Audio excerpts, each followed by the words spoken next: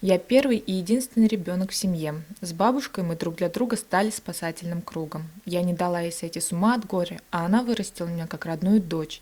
И сейчас я зову ее мамой. Язык не поворачивается назвать бабушкой.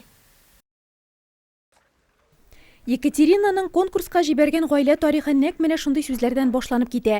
Әнисе Галина кызын дөньяга китергәч нибары 2 сәгать кенә яшәп кала.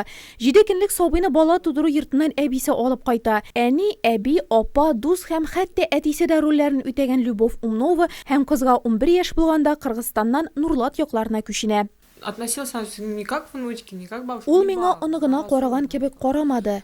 Артык иркәләмәде, киңәш биреп сүз белән тәрбияли иде. Конечно ж мне доставалось.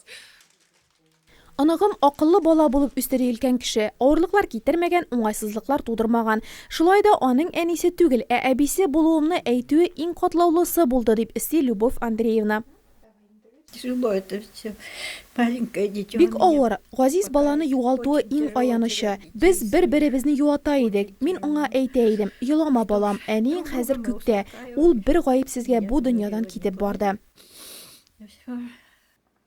Әнисез үссә дә Екатерина үзен ятим итеп сизми, әбисен никадәр яратуы турында сөйләгәндә күзләре яшьләнә. Бәлки шуңадырмы гаилә тарихын үзебезнекеләр янында үз дигән махсус номинацияга юллый. Елена һәм Геннадий Тимченколарны Хәйрия фонды уздырган 2нче Бөтен Россия конкурсында катнашуы да очраклы хәл түгел. Опека һәм попечительлек бүлегендә эшләүче яшь белгечнең башкаларга да ярдәм итәсе килә.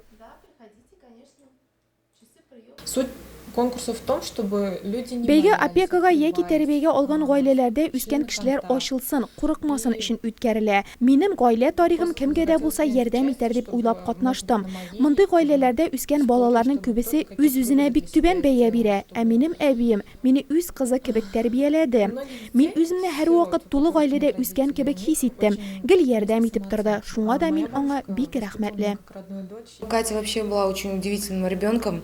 Мы как и за Катя всеми гаҗәеп остальными бала приемными иде. семьями Без аның наблюдали үскәнен за күзәтеп её тордык. ростом. Ул Она бик была актив, очень гаделлек яклы булып активной, үсте. Шуның белән боролась безгә всегда ошады за да. справедливость, Безнең и бүлектә этим вакансия она нас барлыкка килгәч, привлекала. без нәкъ менә Когда Катяны девочка сайлап выросла, алдык. так получилось, Һәм что в ялгышмадык, нашем отделе чөнки бездә кешеләрне появилась аңлый вакансия торган, на должность балаларга ключевой ярдәм итәргә специалиста. сәләтле кешеләр генә Претендентов эшли было ала. много. Ул Но тәрбиягә мы бала выбрали алган именно гаиләләр нашу проблемаларын Катю. яхшы белә. И Әти, әниләр очень дә сильно аны рада хөрмәт тому, итә. знаем, Без что аңа не ошиблись, уңышлар потому телибез. что работать Башка в нашем балаларыбыз да отделе шундый конкурсларда могут только те актив люди, катнашыр дип которые өметләнәбез. истинно чувствуют боль людей.